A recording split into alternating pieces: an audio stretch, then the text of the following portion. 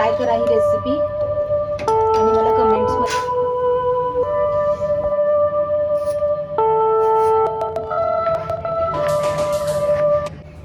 2 चमचे तेल टाकणार आहे, अर्धा चमचा मोहरी, अर्धा चमचा जिरं टाकलंय। उतरलं की गॅस बारीक करून आपल्याला त्याच्यामध्ये कांदा टाकायचा आहे।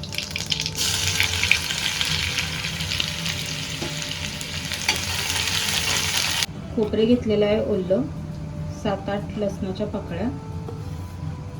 खोबरं मी अर्धी वाटी घेतलेलं आहे बारीक चिरून,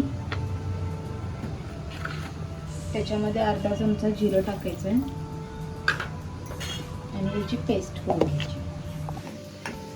कांदा इथं गोल्डन ब्राऊन झालाय, त्याच्यामध्ये हळद टाकायची आहे, छोटा अर्धा टीस्पून, लाल तिखट 2 टीस्पून टाकलेली आहे, 1 चमचा गरम मसाला। हे सगळं एकजीव करायचं आहे तेलामध्ये। पण जे वाटण बनवलेलं आहे खोबऱ्याचं ते टाकून घ्यायचं।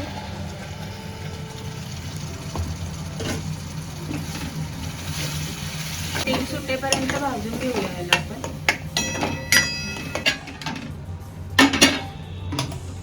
मसाल्याला छान तेल सुटलेलं आहे। आपण याच्यामध्ये एक छोटा बटाटा जो मगाशी मी कापून घेतलेला आहे तो मी टाकणार आहे। मिक्स करून घ्यायचं बटाट्याला पूर्ण। थोडंसं पाणी टाकायचं आहे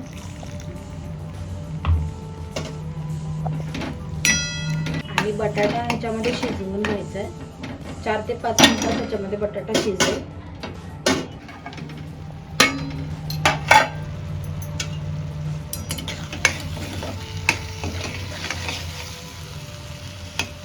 बटाटा शिजलेला आहे, आता गॅस एकदम लो करायचा आपल्याला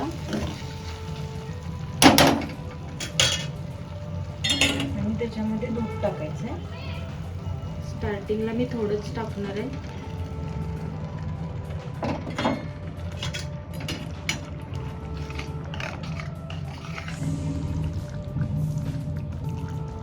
बाकीचं दूध टाकलेलं आहे मी इथे। मी 2 कप दूध घेतलेलं आहे। कन्सिस्टन्सी अशी ठेवलेली आहे, थोडीशी घट्ट, एकदम पातळ नाही ठेवायची। आता लो गॅसवरच ह्याला बॉईल आणायचं आहे। फास्ट गॅसवर आणला तर दूध फाटण्याची शक्यता असते, त्यामुळे गॅस मी लोच ठेवलेला आहे आणि 1-2 मिनिटात ह्याला बॉईल होईल।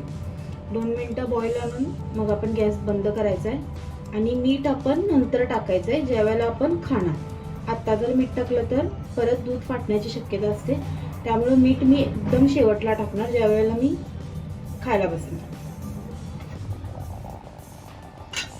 तर आपली दूध आमटी तयार झालेली आहे। अजून मी याच्यात मीठ घातलेलं नाही आहे, जेव्हा मी खाणार त्यावेळेला मी याच्यामध्ये मीठ घालणार। तुम्ही पण ट्राय करा ही रेसिपी आणि मला कमेंट्समध्ये सांगा कशी झाली आहे।